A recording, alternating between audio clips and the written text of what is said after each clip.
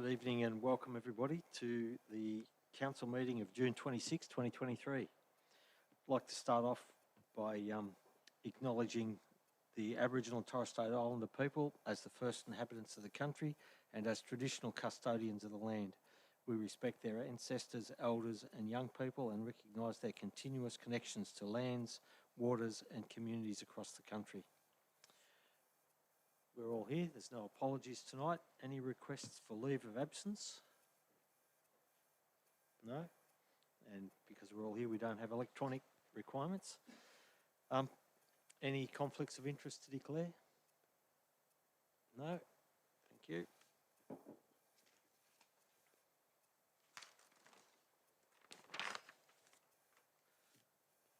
First item of business is confirmation of the minutes from the June 19th, 2023 meeting. Do I have a mover? Councillor Chamberlain, Councillor Hall. Any opposition? Declare it carried unanimously.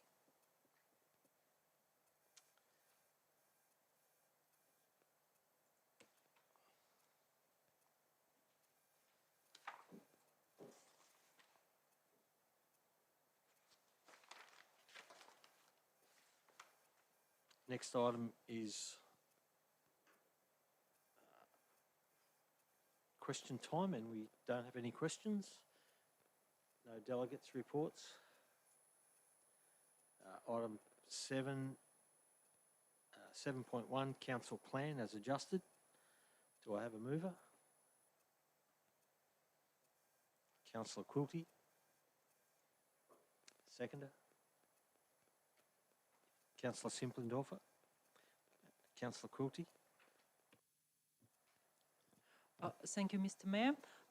This council endorsed the draft council plan at its May meeting, and it was put out for public exhibition for the requisite number of days.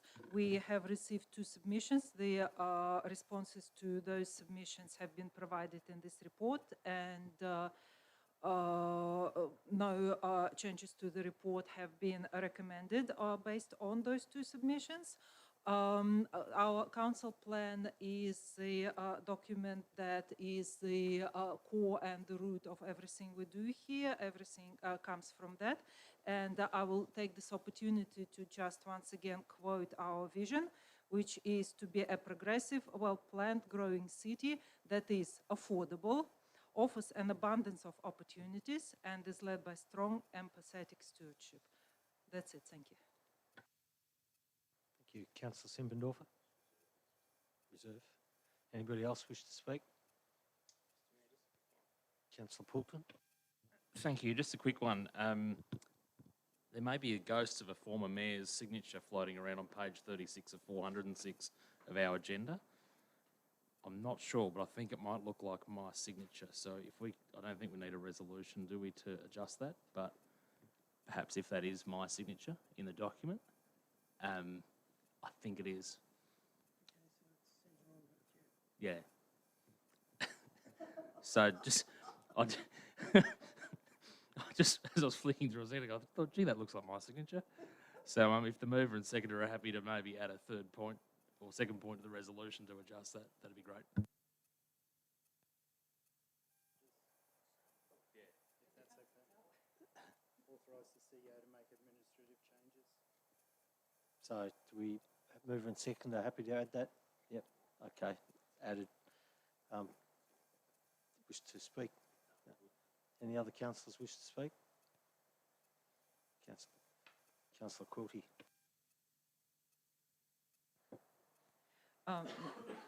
Nothing to add. Again, thank you to the submitters. Thank you, Councillor Poulton, for pointing this out. I'm sure none of us would have been able to recognize this signature. Yeah. Okay, thank you. So, yes, as recommended. Thank you. I'll put the motion. All those in favour? Carried unanimously. Thank you.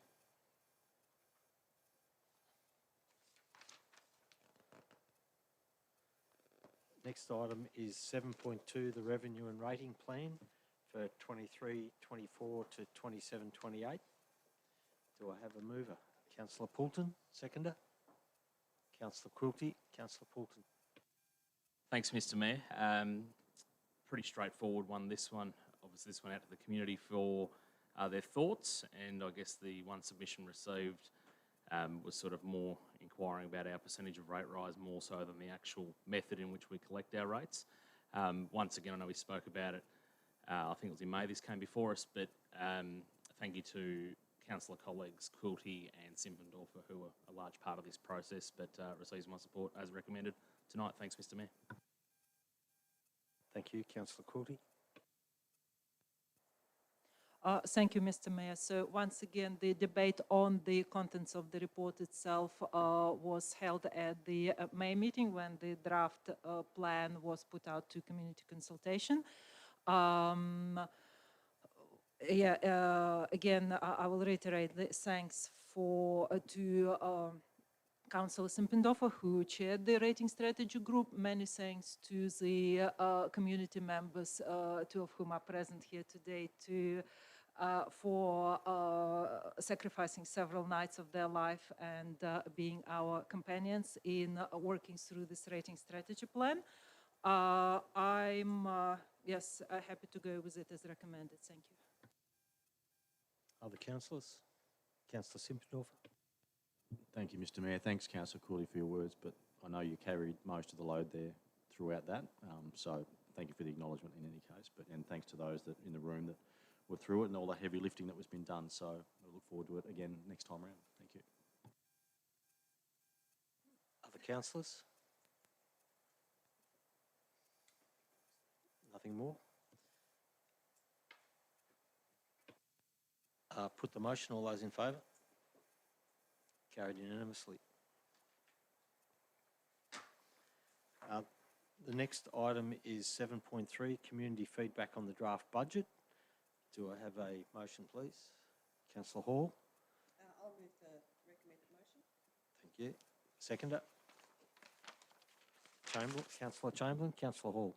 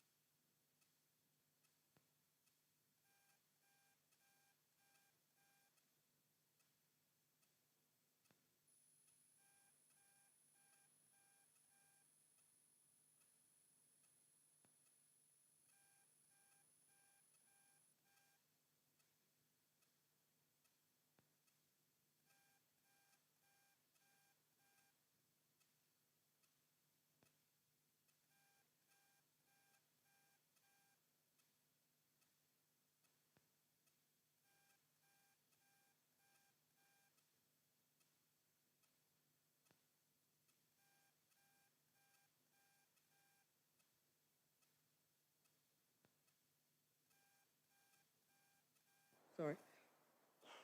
Considerably over the years and to a more acceptable level, and we've been working hard going forward with this. I'm personally committed to being financially and fiscally responsible, and the new adopted Finance and Budget Committee will hopefully help with this. Thank you. Councillor Chamberlain. Any other councillors wish to speak? Councillor Lowe. Yeah, thank you, Mr. Mayor. I'd just like to thank the community members for putting all their submissions in, and not only the ones that have taken the time to write in personally, but also the ones to contact me personally. And out of all those submissions, they'll help me form my opinion and view tonight on the draft budget that's out there at the moment.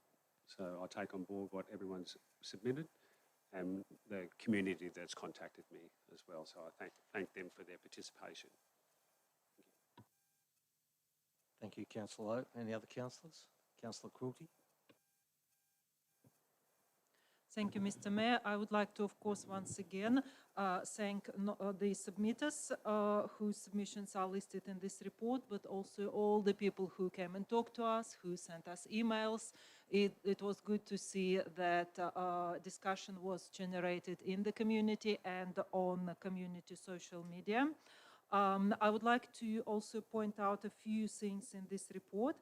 The adjustments to the budget made as a result of community submissions are the ones that I quite approve of. It's decreasing the capital works expenditure on the grandstand, allocating 100,000 towards removal of the pine trees along Wodonga Tennis Center grounds in a 23-24 budget, and further 350,000 in 24-25 budgets to plan further works in there. Obviously, those pine trees are a nuisance, and once they are removed, more work will be required down the track. So happy to see those allocations here. I would like to also point out that several submissions have queried our provision for 5 million borrowing, and responses have been provided to that question. In particular, just the first one on the list, the submission from Claire Paslow asked about this 5 million, and the response goes, there is a provision for 5 million of new borrowings should the option to purchase strategic land and building assets be exercised, or if the requirement for funds to be utilized as bridging finance because of the timing of when funds are received from land sales. I would like to point out that it is my belief and understanding that before any of that amount or part of that amount is borrowed, a council resolution is required for whatever purpose it is borrowed. And as far as I'm concerned, the intention is to use it strictly for very necessary strategic purposes and not to cover up for any bridging expenditure or anything else that we might have in the budget going forward. We are hopefully about to start the Finance and Budget Committee that will deal with any possible issues in the budget, and we are not borrowing to cover up or as a security for lack of cash or anything like that. We are borrowing for possible strategical purposes, and like I said, if we borrow 5 million or less or anything of that amount, there will be a requirement for council resolution to do that. Thank you. Thank you, Councillor Quilty. Any other councillors? Councillor Poulton? Thank you, Mr. Mayor. The recommendation there does include, I guess, or outline some obvious, sensible decisions. What I'm concerned about, as we all thank our submitters and those that have engaged with us, is the fact that this particular budget did achieve a lot more in terms of formal submissions to council than last year, over 4 times the amount. And even though we're only talking a small amount, when you have a uptick like that on people paying attention to what it is we're doing, councillors should probably give that a fair bit of weight. So that's a good thing for engagement, right? But still probably not strong enough to what we'd hope to have as data available to us to strongly and firmly make our decisions and make our minds up. What I'm concerned about, if I was to support this recommendation tonight, is the fact that we'll actually further add to disengagement in the future, in the sense that because they are such high quality submissions and the community have taken so much time to particularly engage with us on this topic, when we aren't taking action or aren't providing adequate feedback or adequate response to perhaps what their hopes are, and whilst this is a particularly difficult budget process to embrace or adopt any of that into, that perhaps next year we'll see ourselves back down to the engagement levels of the past. I could be wrong, but so this evening this recommendation won't receive my support. Like other councillors, I do thank those that have made a tremendous effort to engage and share queries, concerns, preferences, but ultimately we've been able to do as a council what we've been able to do in addressing those for many reasons. So, yeah, as I said, the recommendation won't receive my support tonight. Thank you, Mr Mayor. Thank you. Councillor Porton, any other councillors? Councillor Simpson-Norfolk. Thank you, Mr Mayor, and just through you, point 2 on the draft recommendation there is around the removal of the trees from the tennis centre. Just to be clear so our community can understand, who or what is driving the need for those to be removed?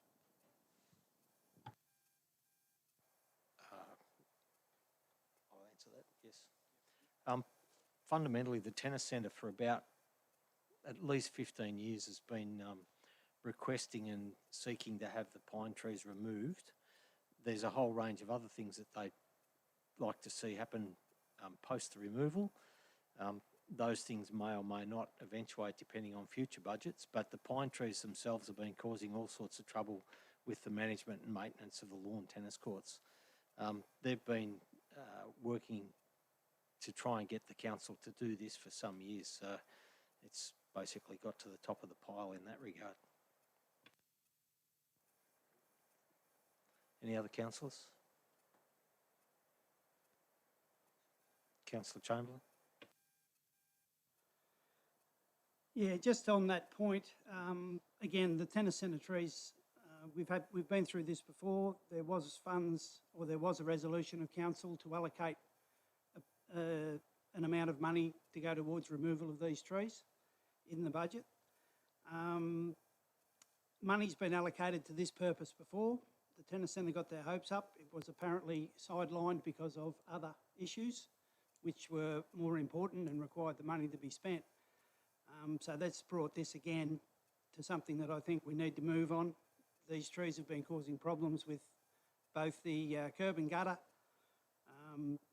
obviously the pine needles and the pine cones on the road and the courts, and problems with the fence. So it became impractical to replace the fence without having the trees removed.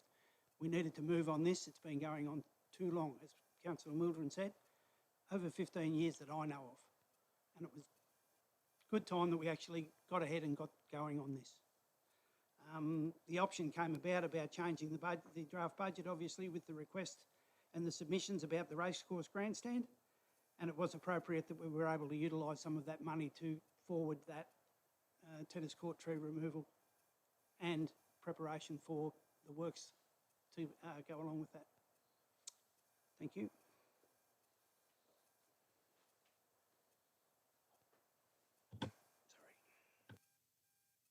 Thank you, Councillor Chamberlain. Just before I ask Councillor Hall to close, I'd just like to thank the officers for the work that they've done in reconciling all the submissions and preparing the report and the documentation on the way that the attention to detail for the submissions has been put together. It's a credit to our staff, the work that they put in. It's sometimes a thankless job because you can't please all the people all of the time, and indeed we can't please all the councillors all of the time, but I think the job that's been done is very well in the circumstances. Councillor Hall to close. Yeah, I'd just like to make comment in regard to the bridge and in regard to the trees on the tennis centre land, or on the footpath area. Well, there's no footpath on the nature strip area there. I think it was a couple of years ago we had a budget allocation to do some major works there, remove the trees. It was approved by council. It was to be, quite a good project. We were supportive of it. But what happened was the Lawrence Street Bridge, some funding came up with that, and the priority of that bridge needing to be knocked down and rebuilt was first. It was the most important project, and it needed some more funding, and so we allocated that money for the tennis centre tree removal to the bridge building. So that was, it's been on the books for quite some time, and it's probably time that it probably was looked at being done. So anyway, that's all I had to add. Thanks. Thank you. I put the motion. All those in favour? Councillor Lowe, Councillor Quilty, Councillor Hall, Councillor Mildren, Councillor Chamberlain. Those against? Councillor Simpendorfer, Councillor Poulton. Carried 5-2. The next item is the 2023-24 budget and declaration of rates and charges.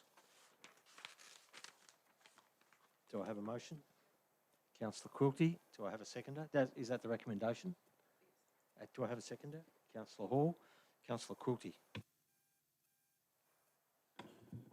Thank you, Mr. Mayor. Again, to provide the context to the discussion, we had a debate and voted on the contents of the draft budget in our May meeting. Today is about community feedback we have received and about how we incorporate it into the final budget.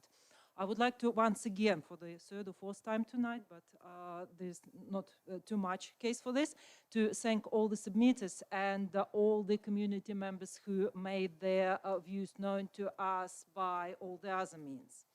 I would like to open the discussion of community feedback on the budget by quoting Mr. John McLeish, who sent us all an email on the 9th of June 2023. Mr. McLeish said, "The long march by left-leaning socialist activists through the corporations, all levels of governments and educational institutions have left us with leaders who have no fear in spending other people's money. They will be raising taxes to the threshold of pain to meet the debt repayments they created." Mr. McLeish proceeded by quoting a comment on social media, which said, "It appears the council is blithely," I apologize if I mispronounced this word, "heading for a crisis of liquidity." The submitter continued by saying, "After reading the Wodonga Council draft budget, it appears to me that there is no fiscal restraint, no recession-proof plan, no plan to take the Wodonga Council out of debt." Well, that was I wouldn't say an awakening, but a very praising, very interesting comment to listen to, and I would like to try and address this and other in my introduction. At our May meeting, a question was asked about the evidence of 2% rate rise being better than 3.5% rise evidence. It's only a little bit better. 100% rise would have been ideal. However, even with the 2%, this council has received multiple warnings that not taking the full cap will create a liquidity crisis by 2027. Indeed, the forecast income statement and cash flow statements start looking unhealthy by 26-27 financial year. The reason is quite simple. The budget past 23-24 financial year is built on the assumption that our rate rise will be under the cap, but our recurring costs will remain the same. In other words, that we will continue to operate the way we have been operating up to now. Not a recession-proof plan indeed. So what we can do? I can see two ways. Number one, keep going deeper into ratepayers' pockets to fund our usual ways plus inflation. I do not recommend this option. Option two is cut the recurring expenditure where possible and utilize the Finance and Budget Committee to deal with the financial sustainability and liquidity issues identified during this budget process. This is the plan that I like and intend to support. However, it will require a lot of work and will take some time and expense, which is not to be taken lightly. By law, councillors have no say in how much we spend on providing services to the community. However, councillors are allowed to initiate the discussion on which services we continue or terminate. Please note, council services are not limited to the essential services of roads, rubbish, and community infrastructure maintenance, but include a wide array of arts, cultural, environmental sustainability, tourism, and other activities. This decision, again by law, is not made by councillors alone, but via a community consultation. Several of such community consultation processes will be conducted in the next financial year. I urge everyone to pay regular visits to make Wodonga yours and to avoid missing one. I'm also looking forward to the start of the Budget and Finance Committee shortly after the end of these budget deliberations. I'm certain we as a city are smart and prudent enough not to go deeper into ratepayers' pockets. We are better than this. Thank you. Thank you, Councillor Quilty. Councillor Hall? Reserve. Other councillors? Councillor Poulton? Thank you, Mr. Mayor. It gives me great pain to say that I will not be supporting the budget adoption this evening. Not at least the fact that the community as a whole will miss out, not just with this budget, but with all long-term future budgets as well, if we keep charting the course that we have in the past, and if we continue to try to do that again here tonight. I understand that it is too late to even try to sway people's minds or change their views or change their opinion on how we've landed to what we've landed at tonight, but it needs to be very clear to the community that this council is going to deliver less, much less, over a long period of time. And what hasn't been answered or identified by this council in preparation of this, and has been requested by community members at times to have clearly communicated, is what is it that we're going to cut? What is it that we're no longer going to do? Because what we really have in front of us now, this isn't about pleasing one councillor or not. This isn't about pleasing one group or not, or looking like a hero. This is simply about over 40,000 people now, over 55,000 people in a decade from now. What are they going to have to live in?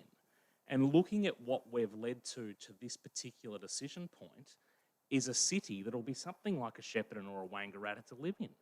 Now, I'm sorry if I'm a little bit proud of what this particular city has achieved for a very long time, but it's not like you haven't got what you've paid for as a city. You certainly have. The pride, the passion that you see from the community, when they go, we love this, we want to see, Junction reach its full potential. How does council achieve that? High Street, yes, it was controversial, it caused a bit of inconvenience. The trees have grown now, people can see pedestrians. The short-term pain has led to a lovely looking city heart. And all this has been paid for by the community that are currently here and those of the past. And guess what? The councillors on the day that sat here and made decisions to borrow money to get us ahead, to leave a legacy piece like Logic for us to benefit, was all done with courage. And I haven't seen an ounce of courage in this budget preparation. The community will mark this and will know this in the future. I met a 5-day-old baby today and I thought, what are they going to grow up into as a Wodonga resident? What are they going to have here? Are they going to be proud of living here, or are they going to fly the coop? Are they going to disappear, take their skills and knowledge somewhere else because the city is no longer what was aspired to be built upon? So I won't be supporting the budget. It pains me to say that, because we can and should have done better for over 40,000 people, councillors. Thank you, Councillor Poulton. Other councillors? Councillor Simpendorfer? Thank you, Mr. Mayor. I was hoping to be convinced to support this tonight, but I haven't heard much debate for that, so I will read a prepared script that seems to be the go. Councillors should not accept a 2% rate rise over the government and staff recommended 3.5% rate rise, as it will place the council in debt over the long term. And while a 2% rate rise may appear more attractive in the short term, it fails to address the financial needs and obligations of the council adequately. Opting for a lower rate increase may seem like a prudent decision to alleviate the burden on ratepayers, but it can have detrimental consequences for the council's financial stability and ability to meet the growing demands of the community. Firstly, a 2% rate rise falls short in generating sufficient revenue to support essential services, infrastructure development and maintenance. Local councils have a responsibility to provide a wide range of services, as we've just heard. These require significant funding to ensure their effective and efficient operation. By accepting a 2% rate rise, the council will be limiting its revenue streams and potentially compromising the quality and accessibility of these crucial services. And this in turn can lead to dissatisfied residents and a decline in the overall livability of our community. Moreover, a lower rate rise can hinder council's ability to invest in long-term infrastructure projects. Now, infrastructure plays a pivotal role in economic growth, attracting business and improving the quality of life for residents. However, these projects often require substantial financial investments that cannot be adequately covered by a meagre 2% rate rise. By accepting a higher rate rise of 3.5%, the council would have a more realistic chance of funding infrastructure initiatives such as the roads and public facilities and even sustainable energy projects. Investing in infrastructure not only enhances the community, but also stimulates economic development, creating job opportunities and attracting investment. Furthermore, a 2% rate rise may lead to long-term debt for council. As we've heard, it is crucial to consider this financial implication of rates rises over an extended period. By accepting a rate rise below the recommended level, the council may struggle to meet this ongoing financial obligations and then rely on loans. Lastly, it is essential to recognise the government and staff have recommended the 3.5% rate rise after careful assessment of the council's financial needs and prevailing economic conditions. Their expertise and understanding of the council's financial landscape make their recommendation a valuable guide for decision making. By disregarding their advice and accepting a lower rate rise, councillors risk undermining the integrity of the council's financial planning and eroding public trust. It is vital for councillors to consider the long-term implications and honour the recommendations put forth by knowledgeable experts who have diligently evaluated the financial requirements of council. In closing, councillors should not accept the 2% rate rise over the government and staff recommended 3.5. While the lower rate rise may seem appealing in the short term, it fails to address council's long-term financial needs adequately. A higher rate rise of 3.5% ensures sufficient funding for essential services, infrastructure development and maintenance, whilst also safeguarding council from potential long-term debt. By heeding the recommendations of experts and prioritising the council's financial stability, councillors can make decisions that effectively meet the demands of our community and ensure our long-term prosperity. Thank you, Mr Mayor. Thank you, Councillor Simpendorfer. Councillor Chamberlain. Yeah, I will be, as I said in the May meeting, when we put this draft budget out for consultation, I'll be supporting this. It's true, it will reduce the amount of money available for this council to spend on some of the things that we need to do. Having said that, the City of Wodonga is historically a very high rating city. We've done, well, previous councils have done some things that were not necessarily palatable. And in fact, the local media had a field day here a few years ago stating that we'd stolen basically $18 million out of the pockets of the ratepayers by nefarious means. This, if all the suggestions are correct, that reduces the amount this council takes from the ratepayers over the forward estimates to the tune of $10 million. You can consider as part payment for that. I appreciate more money is always going to be easier to spend and easier to do infrastructure and easier to do everything, but more money is not necessarily responsible. 3.5% was in fact the recommendation of the staff, and I appreciate the staff making that recommendation and actually doing all the work to get everything together so we could do both, in fact, 3 variable budget options, and we could try and be responsible. The staff obviously are working from a financial base purely, whereas we're working from a political base. We're taking on board the views of the public, and the public need to be heard. The fact that the City of Wodonga has been a very high rating city, I think it's appropriate that we try to show some restraint. We get very little opportunity and we may have very few opportunities in the future. There's going to be some difficult decisions to make going forward for not only us, but every council probably in Australia, given the financial situation. And we need to make those decisions, but we need to start from a point of trust from our ratepayers, and we need to go forward on the basis of that, and this is one step towards that. Thank you. Thank you, Councillor Chamberlain. Councillor Lowe.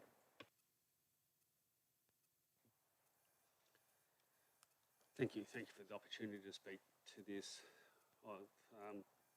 I'll pick up on a comment that Councillor Chamberlain said. He said more money is not or more rate money is not necessarily responsible, but it's also not necessarily irresponsible either.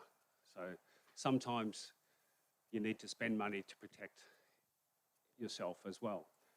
Pride of the city, I've heard that, and pride's one thing I've had in this city, and that's why I ran for this in the first place. I've come from a background where I didn't pay rates in this city.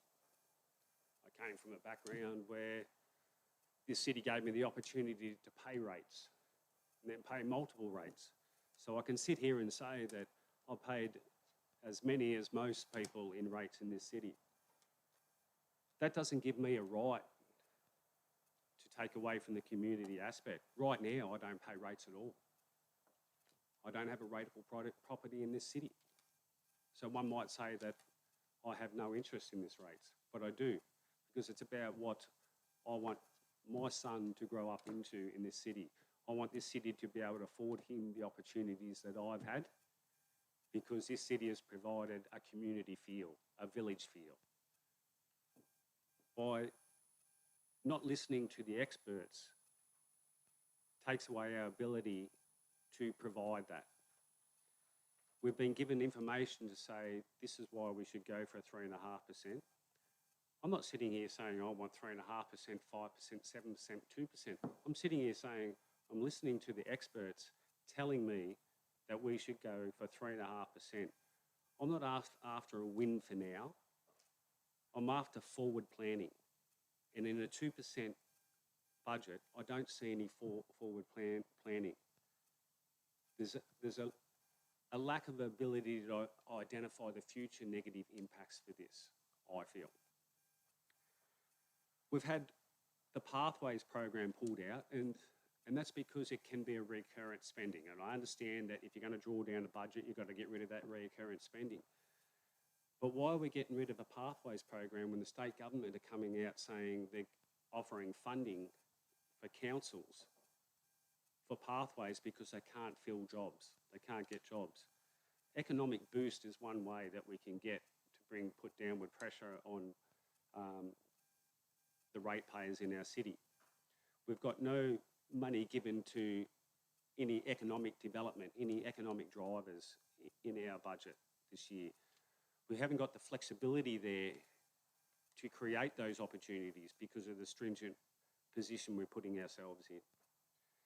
In our council plan, it says be progressive. Are we being progressive by putting a 2% rate rise? I wouldn't have thought so. Are we being well planned? That's going to be up to debate. Yes, we can plan for a 2%, but it's about the long-term effect that's going to have on our children in the future. Thank you. Thank you, Councillor Lowe. There's a number of things that I'd like to run across. When we started the budget process at the beginning of this year, or late last year, mostly beginning of this year, it became evident to us that there's a whole range of things that are impacting into the future, and that we do have to sit down and have a look at what those things are and what we can do to change the way we go about it. And frankly, increasing the rate revenue isn't going to solve the problem, whether we go for 3.5% now or 3.5% every year between now and the next 10. It's not going to solve the problems. We have to be smarter. We have to look at a whole range of things that are happening. The budget we've put together for this year is based on the fact that we can't do things that we might need to do, and it's not necessarily cutting services, and it's not necessarily slashing and burning and causing all sorts of damage to the services and the attractiveness and the way that our city functions.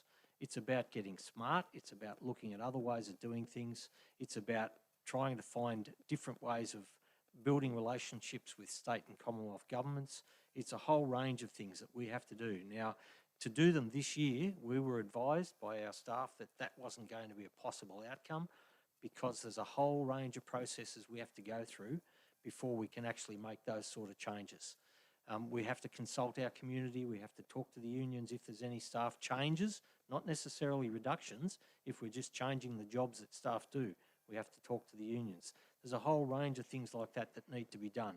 And I think responsibly, we've worked the budget out this year that comes out as a break-even budget. So it's not going into debt. It's not increasing the burdens of deficit. And in essence, we can't pursue the efficiency gains that we might be able to get for this year's budget. But we are planning to try and do that and to do the things that need to be done into the future. We can't just keep going into the ratepayer's pocket. If we recognise that there's issues, we've recognised that recurrent expenditure is continuing to rise, and when you've got a growing city where You've got infrastructure being provided by every bit of development that happens around the place. That infrastructure gets put back into the council's domain. The council owns and is responsible for the costs of renewal and maintenance that attach to that, all the depreciation costs, the things that come in the normal accounting processes, which increase the recurrent expenditures. So we've got to deal with those things. We've got to get clever on how we do it. The other really, really big thing that we have to deal with is cost shifting by the state government, and to a lesser extent, Commonwealth governments.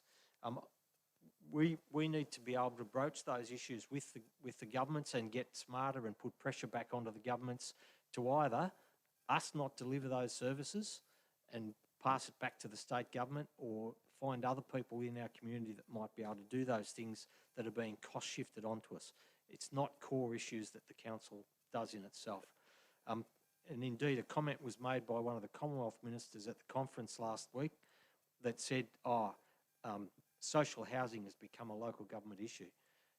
That's probably going to be a burden too far.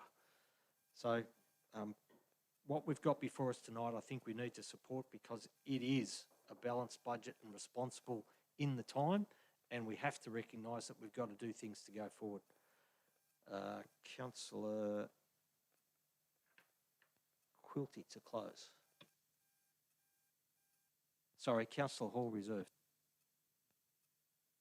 Firstly, I'd like to mention that in our cash flow statements that have been adjusted, there's a $757,000 improvement in the 26-27 financial year. We haven't received as of yet, because obviously staff have been pretty busy, and it's pretty hard to just keep throwing the figures around and getting them to come out with those forecasts, straight away, when they've been able to give us, the next 4 years, which I think is the most important. 10-year forecasts, and I've heard some commentary around concerns around that, but looking over the years that I've been on council, they have been generally different every year. Like any budget, forecasting 10 years into the future is very hard. Budget outcomes and forecasts can change from year to year, which they do, depending on funding rates, operational costs, growth, expenditure, inflation, etc., etc. And of course, also on how the council chooses to do its budget modelling.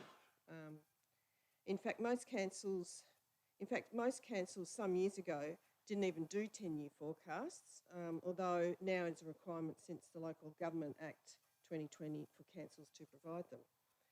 I recall the last 10-year forecast was different to this year's 10-year forecast, and the forecasts are even different from the year before that and the year before that. I also note that prior years' modelling for the budget's 10-year forecasts were modelled at 2% rate rises going forward. I know this year's inflation CPI was higher, but on a whole, over the last few years to 2020 has been very low. We've had forecasts. 2018, 1.91% inflation. 2019, 1.61%. 2020, 0.85%. 2021 was a little bit high, 2.86%, but it's been very low. It will come back, inflation will come back, because that's what the Reserve Bank does, adjusts that. Also I'd like to say that in our council plan, it says in our vision statement, keeping Wodonga affordable. I support this. I've lived and felt the 7% rate increases in this city over the year after year. High rates are not only hard for our ratepayers, many on fixed incomes. It's why Wodonga has had some of the highest rates in Australia, and not so long ago, not so many years ago, it was fourth highest in Victoria. I am actually quite proud that we've managed to get our rates back down to a more sustainable effort for people in this community to be able to afford to pay. Having worked in building construction, many real estate agents would say to me that people when they were coming to this town, that they always question why our rates were so high. I'm looking at addressing that. And I do support this budget. It is a responsible budget, and it's, I believe, what the community want and need. Thank you, Councillor Hall. Councillor Quilty to close. Thank you, Mr. Mayor, and thank you, councillors, for the debate. I would like to make a couple more points before we vote. I believe 3.5% is not the answer. With respect, governments at every level have an amazing talent to absorb as much money as they're given, be it 5%, 7%, 12% increase. 2% is not really a huge decrease of the cap. It's just as far as we can push it while staying healthy for a few years. So really, it's not about 3.5% between 2%. It's about our commitment to be responsible and to provide a good life for our city without being extensively wasteful or spending without making responsible decisions, or with spending too much on things that are less of a priority. The word courage has been mentioned here. My view of financial courage is when one borrows with their own collateral and uses their own and their family's cash flow to pay off their interests instead of buying something for their family and their children. Now that's courage. And in my book, the word courage and the word finance doesn't go together. The word finance has the adjective prudent that really matches it.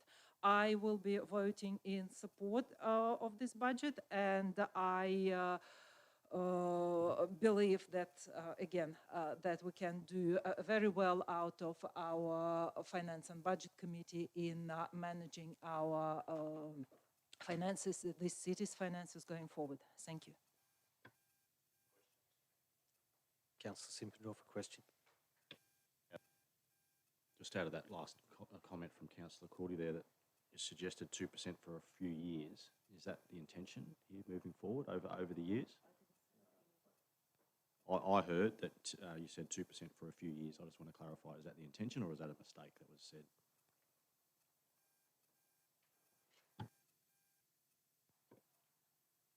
Thank you.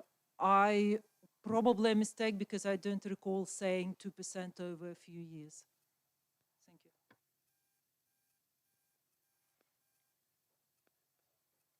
Okay, I'll put the motion. All those in favour? Councillor Quilty, Councillor Hall, Councillor Mildren, Councillor Chamberlain. Those against? Councillor Simpendorfer, Councillor Poulton, Councillor Lowe.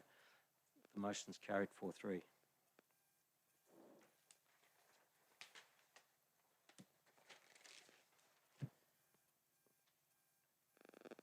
The next item is 7.5, the electoral structure review.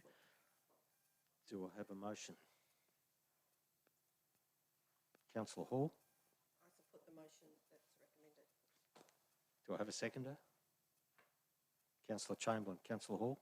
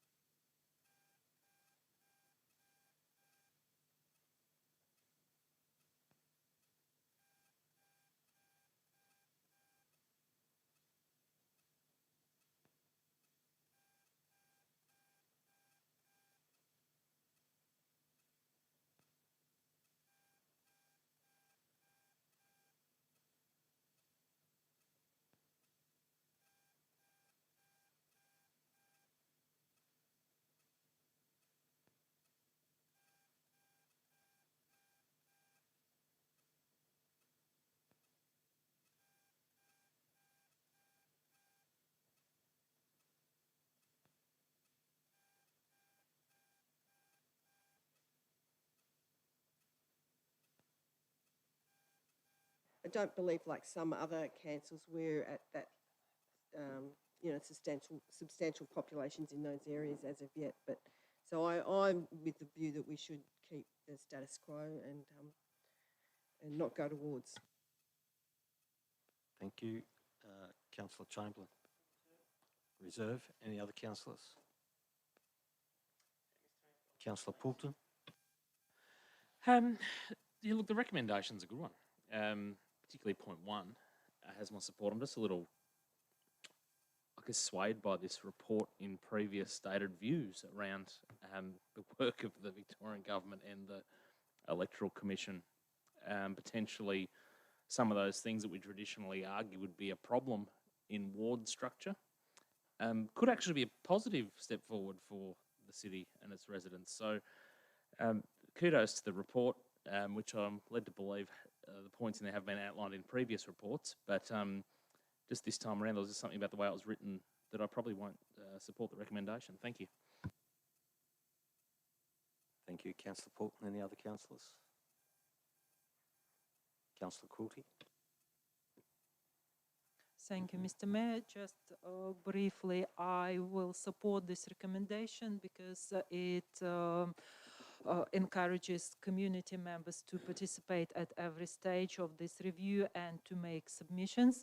I honestly haven't formed my final opinion on this issue. I can see pros and cons to each option. On the one hand, being a single ward allows us to focus strategically. On the other hand, perhaps some parts, some areas of the city will benefit from having champions of their own. However, I am really looking forward to knowing what the community's opinion is, because this is, I think, what is the most important factor in this process, how people want to be represented, not how we want to represent them. Thank you. Thank you, Councillor Quilty. Other councillors? Councillor Chamberlain, you reserved. Yeah, I'll be supporting this mainly because I think it's a good idea to have some communication from the community to find out their opinion on the possible benefits or not of the ward structure. It's difficult to say how this will wash out, given the fact that the state government and electoral commission seem to be hell-bent on the fact that wards are going to be mandatory. If it's made that we have individual wards for individual councillors, it's going to make for some very interesting lines on some maps as to how they plan those wards out and how that works. There's discussion that wards tend to lead to parochialism. That's fine. People are supposed to speak for their community. I'd hope that the people that get elected in the city of Wodonga have got enough vision to be able to speak for the entire community and not just their own area. As you can see from discussions we've had tonight, we get pretty passionate about things that happen. Sometimes we get argumentative, but that's not a bad thing because the information needs to come out, and I think this is another area in which the information needs to come out. My personal opinion is Wodonga is a bit of a unique case in Victoria, and I don't believe a ward structure would be beneficial.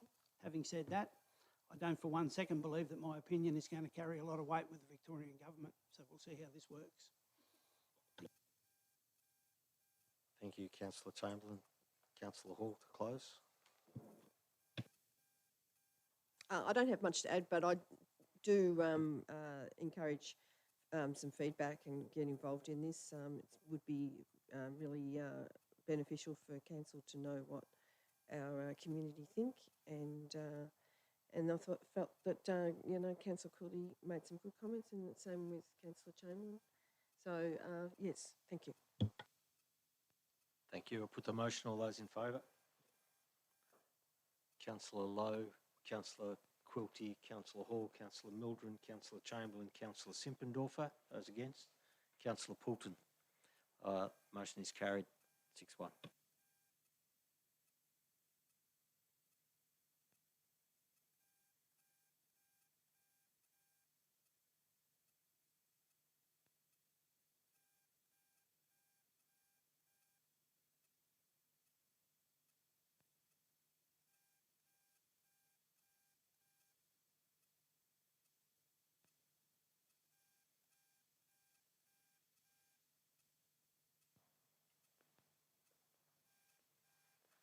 No general business?